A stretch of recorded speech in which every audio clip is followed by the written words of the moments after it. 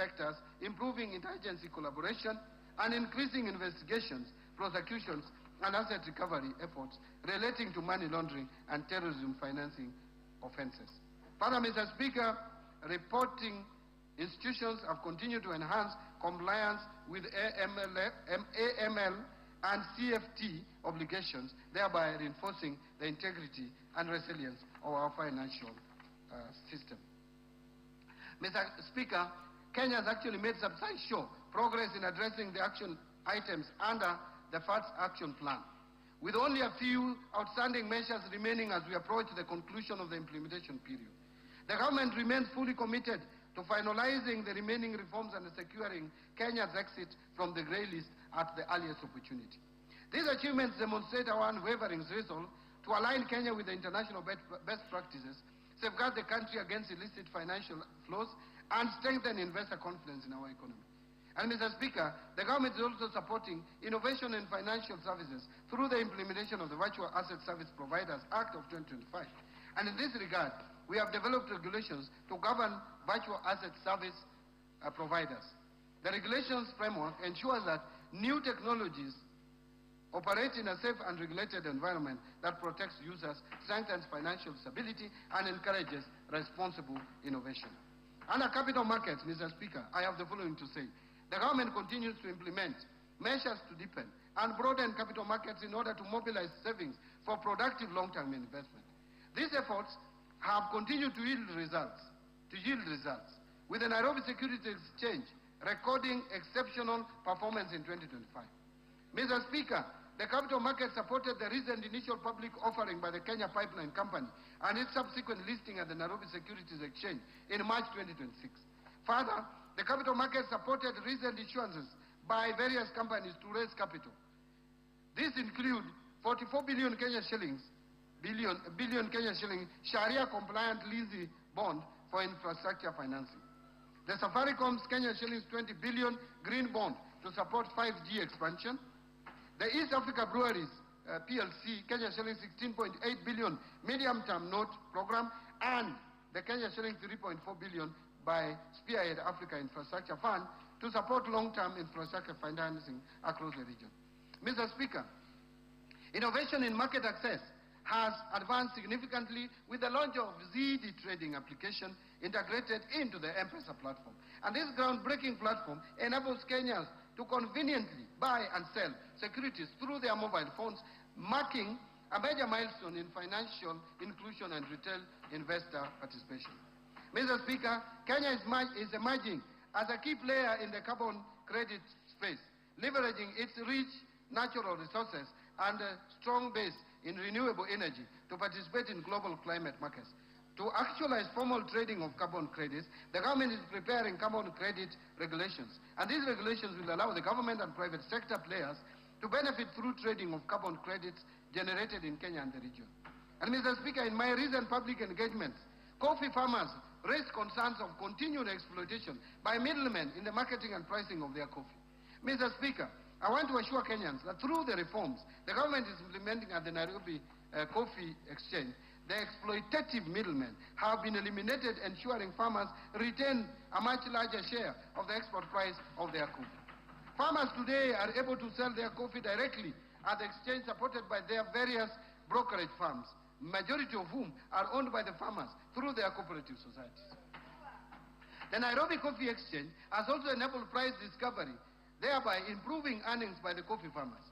And to further support prompt payment of coffee sold through Nairobi Coffee Exchange, the government introduced the direct settlement system that has reduced payment delays across the coffee value chain. Mr. Speaker, coffee's traceability is today a reality. Through the Nairobi Coffee Exchange trading platform and the direct settlement system, cataloging and invoicing, every coffee lot has a unique identification, milling data, warehouse records, auction sales, and buyer data that can be accessed, allowing traceability of coffee from the farm to the buyer. This has created greater buyer confidence of the origin, quality, and authenticity of Kenyan coffee by eliminating coffee laundering. On pension reforms, Mr. Speaker. Mr. Speaker, delayed pension processing has for long been a source of frustration and hardship for retiring public servants. A civil servant who has dedicated their career to public service deserves timely and dignified access to their retirement benefits. Mr. Speaker, to hasten the processing of pension claims, I launched the e-pension management information system on 1st June 2026. Following this launch, we have now discontinued manual submission of pension claims unless expressly authorized by the National Treasury. Mr. Speaker, to ensure this reform delivers a lasting impact, ministries, departments and agencies are now required to initiate pension claims at least 9 months before a public officer's retirement date. This will facilitate resolutions of late or incomplete submission of pension claims ahead of the retirement date for our employees. Further, the National Treasury, in collaboration with the Kenya School of Government, will institutionalize electronic pension management information system training as part of a continuous capacity building program to ensure sustained competency in pension administration across the public sector. Insurance reforms. Mr. Speaker, to expand access to insurance, the Insurance Regulatory Authority licensed 5 micro-insurance companies in financial year 24-25. This has increased access to affordable insurance, with over 11 million lives covered as of 31st December 2025. Mr. Speaker, to strengthen climate resilience, the government is promoting agricultural and index-based insurance products.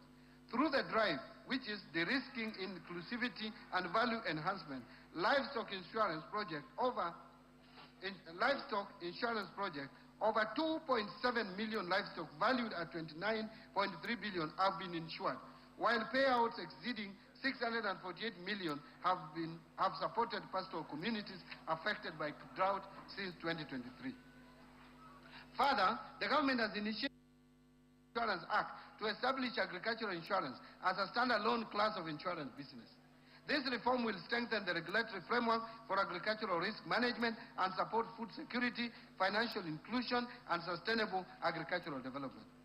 And Mr. Speaker, to deepen local insurance capacity and retain insurance premium within the domestic economy, the government will, effective 1st July 2026, require all importers marine cargo insurance cover from insurance license under the Insurance Act prior to customs clearance.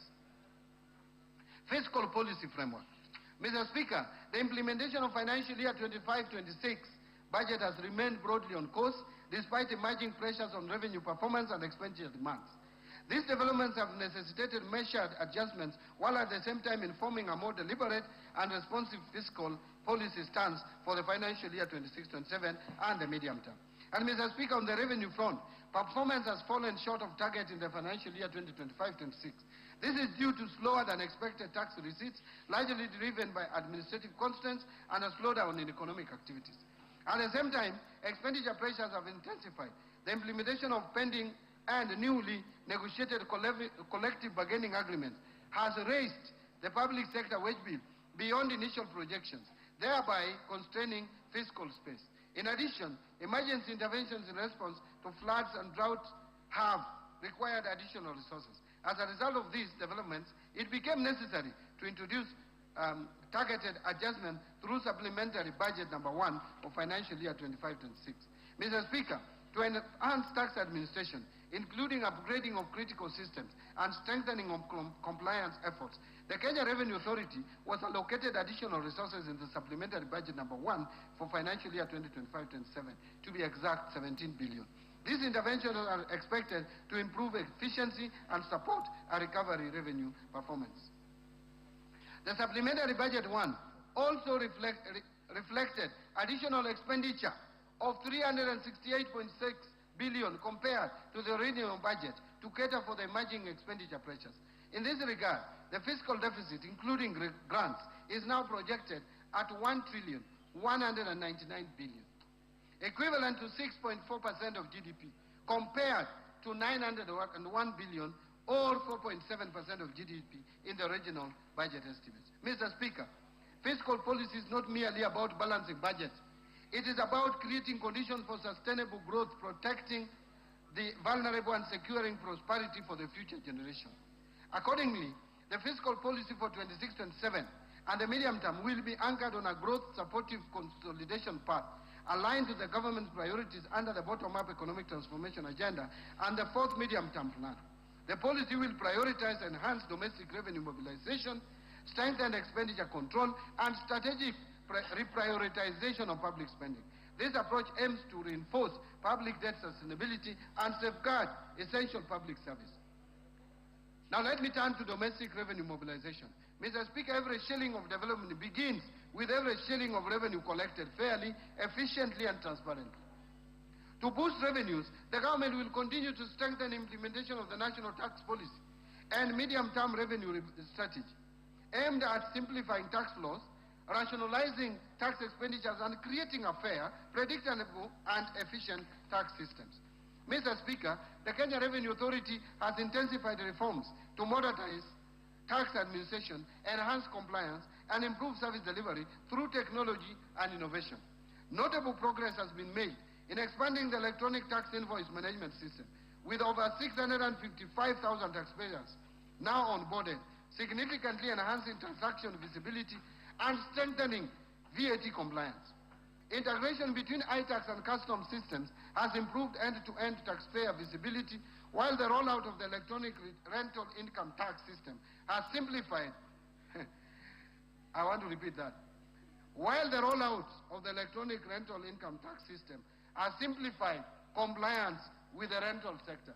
So we have already implemented a system that I think some people are still dreaming about out there. Mr. Speaker, the Kenya Revenue Authority has also strengthened enforcement through data-driven compliance strategies, artificial intelligence, and non-intrusive cargo scanning technologies, enhancing the detection of illicit trade and reducing revenue leakages.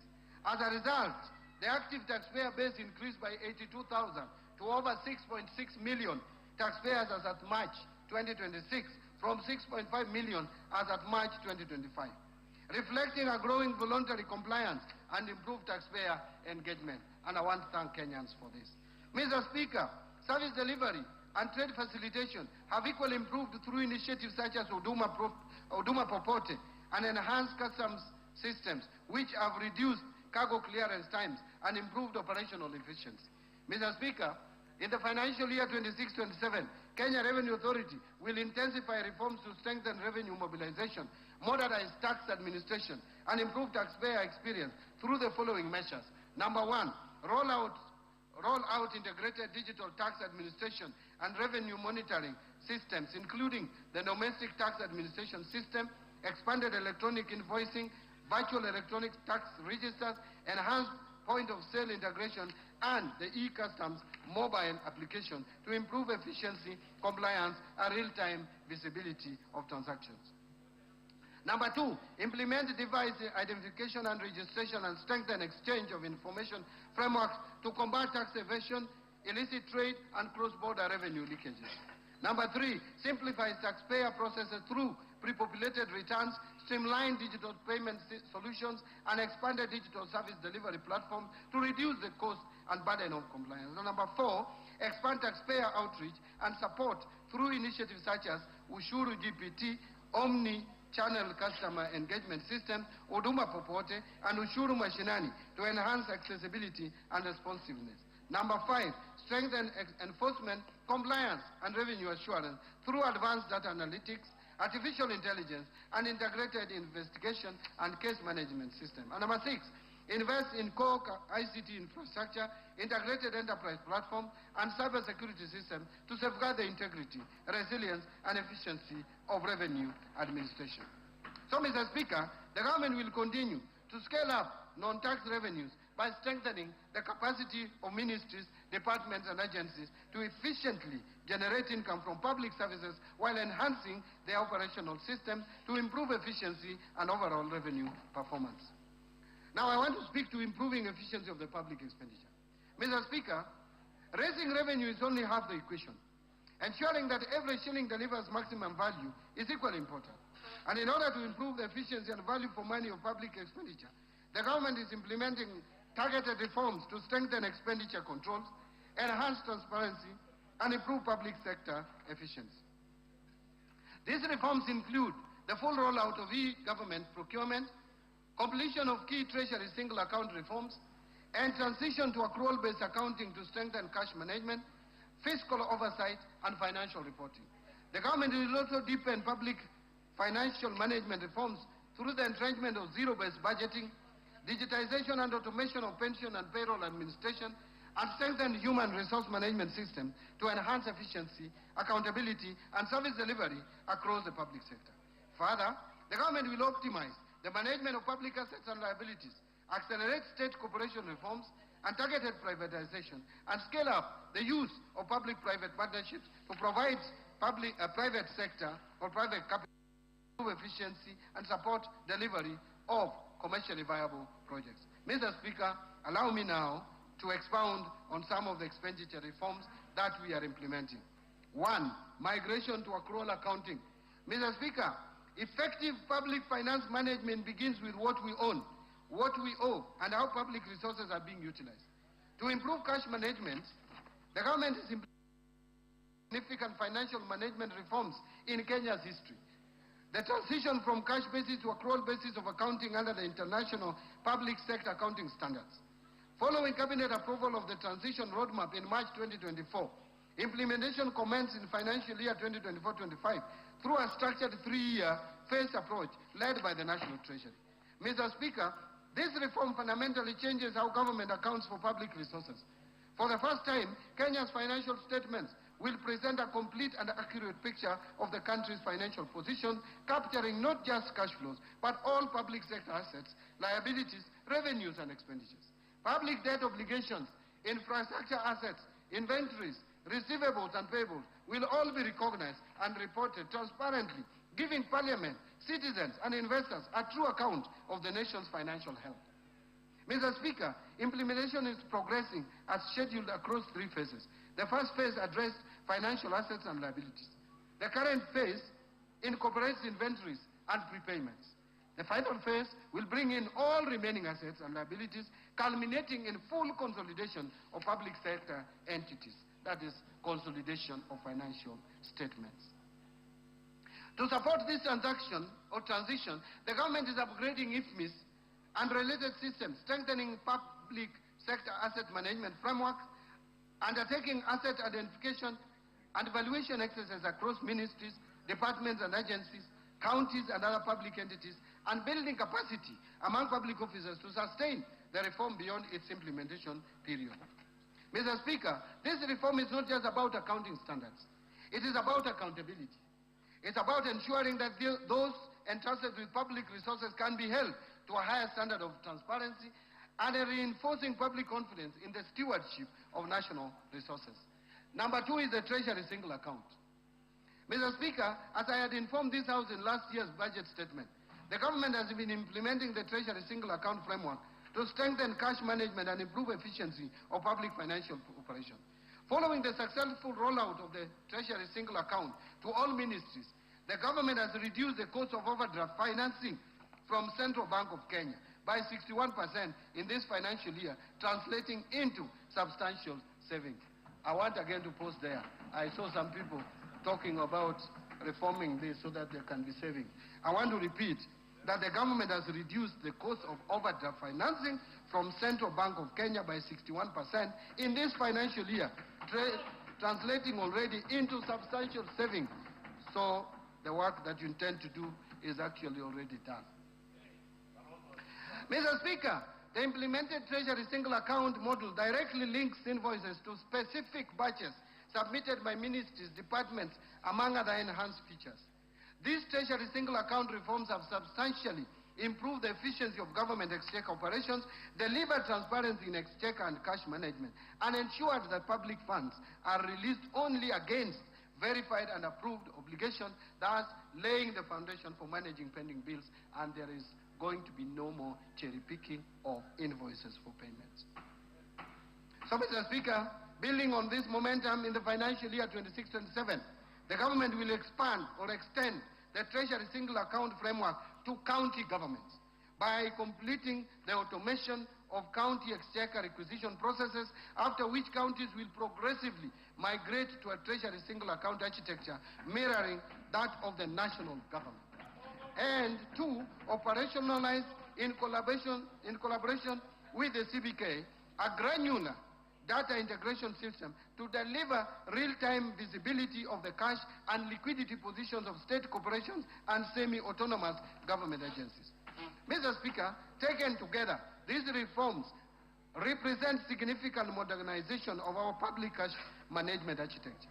They are already delivering measurable savings, deepening fiscal transparency, and strengthening our capacity to deliver value for every shilling of public money. Let me now talk about strengthening the internal audit oversight and fiscal discipline. Mr. Speaker, every shilling entrusted to government must be accounted for and deliver value to the people of Kenya. The recurrence of audit queries and delays in implementing audit recommendations across public institutions continue to expose public resources to fiscal risk and weaken service delivery. And Mr. Speaker, to strengthen accountability, fiscal discipline, and support the government's zero-fault audit initiative, the government will introduce amendments to the Public Finance Management Act and related regulations to strengthen the mandate of the Office of the Internal Auditor General, and enhance oversight across the public sector. I am strengthening the Office of the Internal Audit. The reforms will establish a framework for tracking the implementation of audit recommendations and resolutions issued by Parliament, the Office of the Auditor General, audit committees, and other oversight institutions, with clear accountability mechanisms for non-compliance. The government will also strengthen internal audit functions across public entities, roll out integrated internal audit management system, and enhance the adoption of enterprise risk management to improve the identification and mitigation of fiscal and operational risks. Mr. Speaker, these reforms will strengthen transparency, internal controls, and prudent management of public resources while improving accountability and service delivery across government.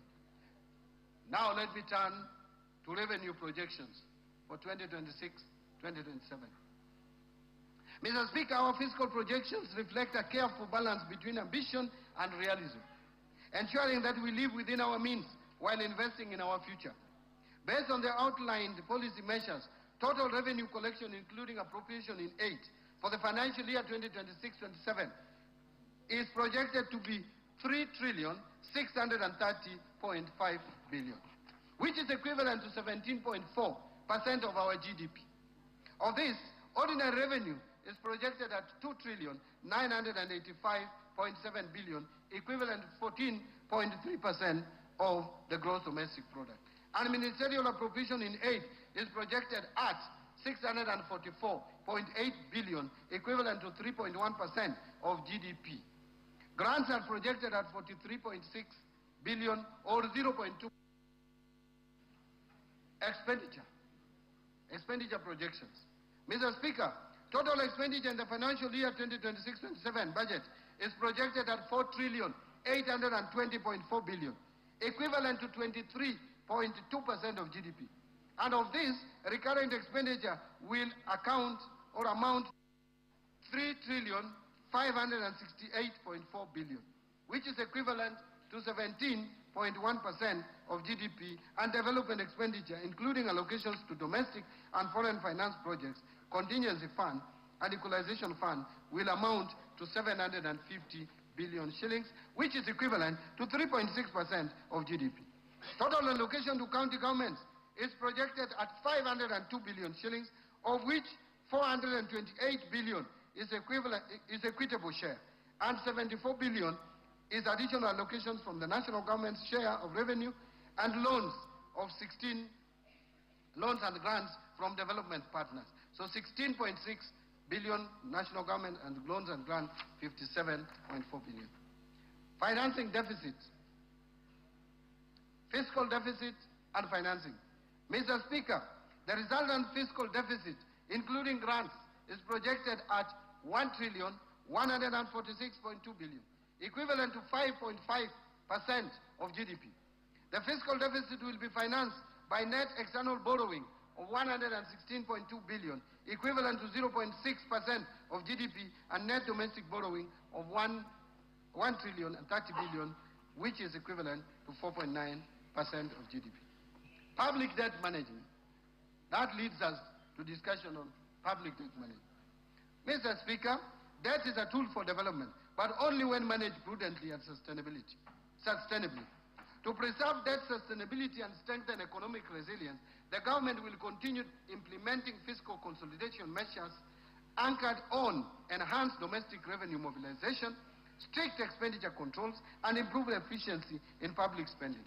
Given these reforms, the present value of public debt to GDP is projected to decline steadily towards the approved debt anchor over the medium term.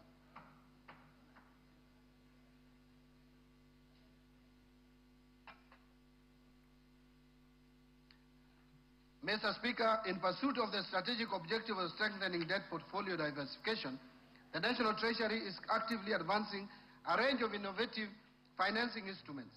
These initiatives are designed to broaden the investor base, optimize the cost risk profile of public debt, and enhance overall resilience in debt management. In this regard, the government is considering thematic and liability management instruments such as debt for food swaps and debt for development swaps. These instruments provide an opportunity to convert external debt obligations into targeted investments that directly support national priorities, including food security, sustainable development, and social infrastructure, while simultaneously easing debt service pressures and reinforcing fiscal sustainability. Mr. Speaker, further to this, the government is also evaluating opportunities to access new and diversified international capital markets. This includes the potential issuance of samurai bonds in the Japanese market, and a lot of progress has been made in this area, and panda bonds in the Chinese domestic market. By tapping into these markets, the government stands to benefit from deep and diversified pools of capital, secure potentially competitive financing terms, and promote currency diversification within the debt portfolio, thereby reducing reliance on traditional funding sources. Mr. Speaker, complementing these efforts and in recognition of the growing global demand for ethical and faith-based financing, the government is considering the introduction of sukuk instruments. These Sharia-compliant securities, which are structured on asset-backed or asset-based principles, will enable the government to access liquidity from Islamic finance markets. This will not only expand the investor base to include investors with Sharia compliance mandates, but also promote financial inclusion and contribute to the deepening of domestic and international capital markets.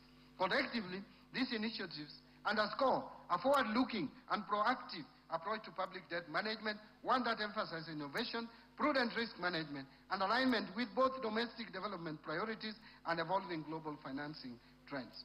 Mr. Speaker, to further strengthen transparency, coordination, and efficiency in the implementation of externally funded projects, the National Treasury has spearheaded the development of the Development Project Management Information System.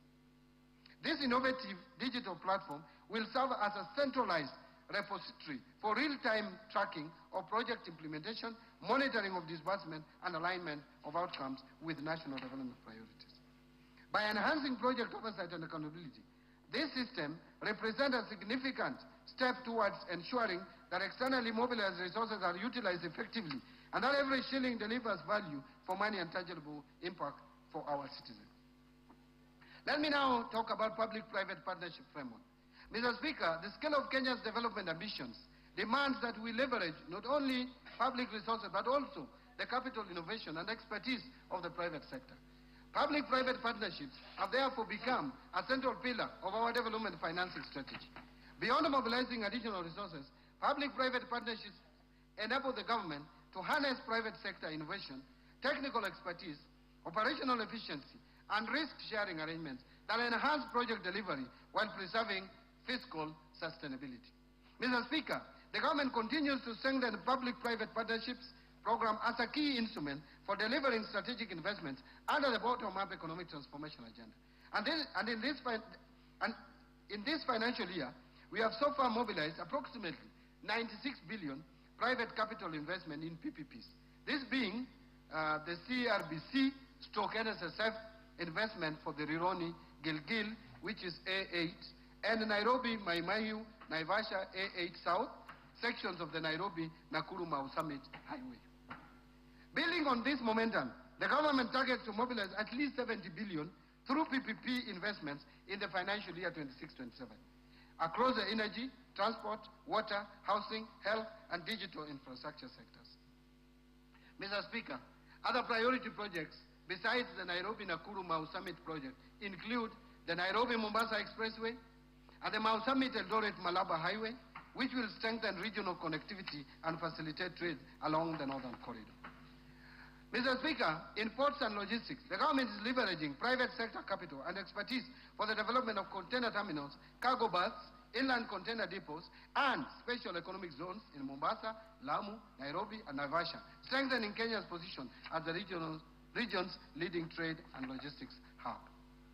Mr. Speaker, in the energy sector, priority investment include the High Grand Falls hydropower project, expected to generate 700 megawatts, and the Karura hydropower project, expected to generate an additional 90 megawatts. Together, these projects will add approximately 790 megawatts of clean and reliable power to support industrialization, digital transformation, and emerging technologies.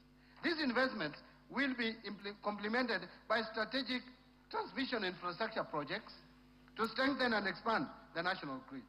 Mr. Speaker, in the water sector, the government is advancing key dam projects, including Radat Dam, Barsalinga Dam, Lowat Dam, and Soin Koru Dam, which will enhance water security, irrigation, food production, and climate resilience in some of the country's most water-stressed regions.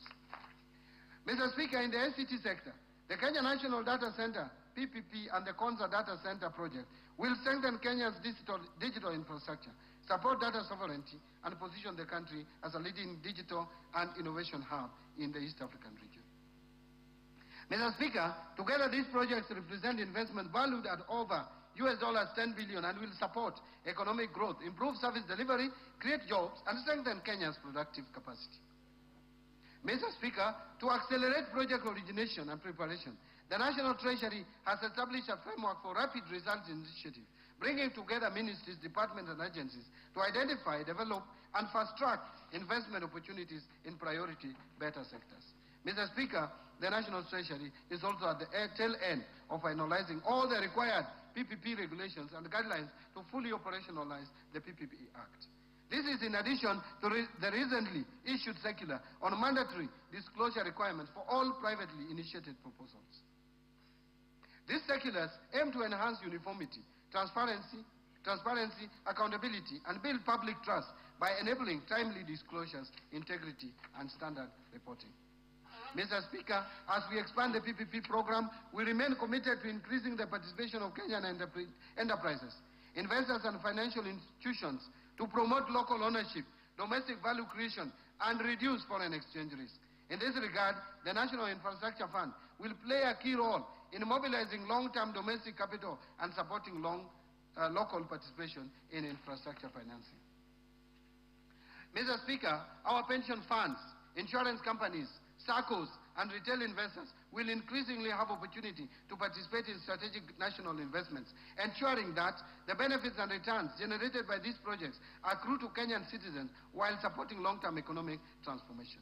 And Mr. Speaker, by mobilizing domestic savings and channeling them into productive investment, we are creating a model of growth that is owned, financed, and sustained by Kenyans. Kenya is not just open for business. Kenya is investing in itself. Now let me turn to resource allocations.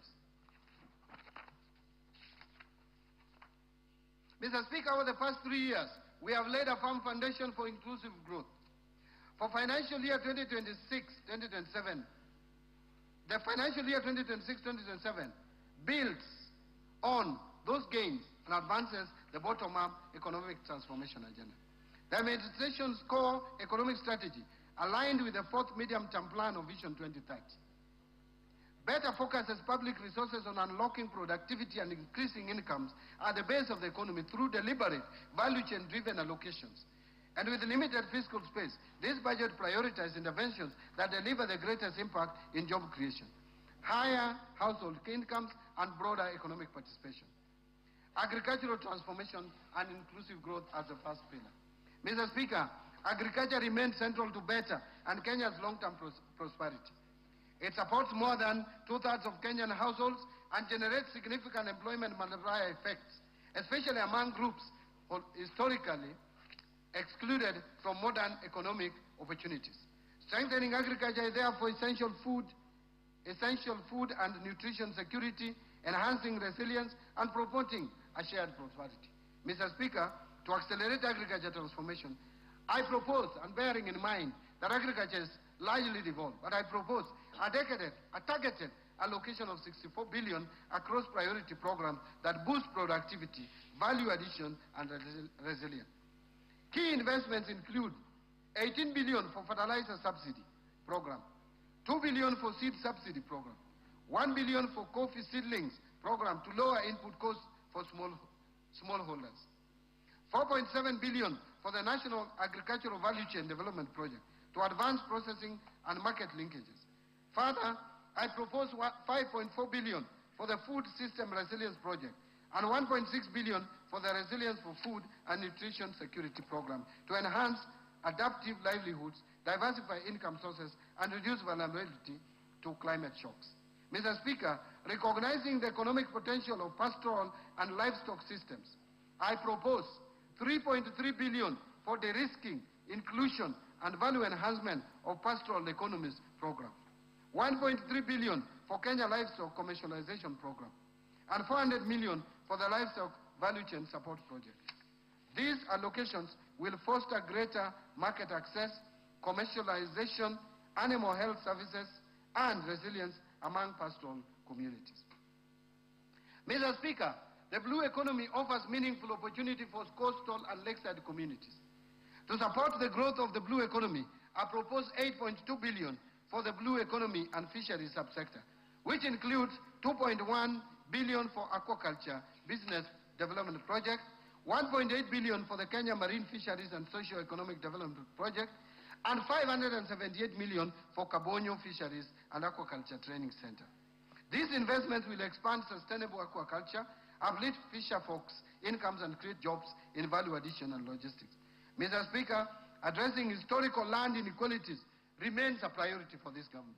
To promote equitable access and ensure sustainable land management, I am proposing 9.4 billion for settlement of the landless. Of this amount, 5 billion is for the landless in the coast region, 892 million for the processing and registration of title deeds, and 388 million will go towards digitization of land registries to secure tenure, reduce disputes, and unlock productive land use. Now let me turn to the second pillar, that is transforming the micro, small, and medium enterprises economy. Mr. Speaker, MSMEs are the backbone of our economy. They account for 98% of businesses, provide approximately 14.9 million jobs, and contribute about 40% to our GDP. They span informal home-based enterprises, artisans, mechanics, tailors, carpenters, fabricators, and medium-sized firms. Nurturing this sector is essential for broad-based job creation and inclusive growth. Mr. Speaker, lack of affordable credit remains a major constraint for MSMEs and households at the bottom of the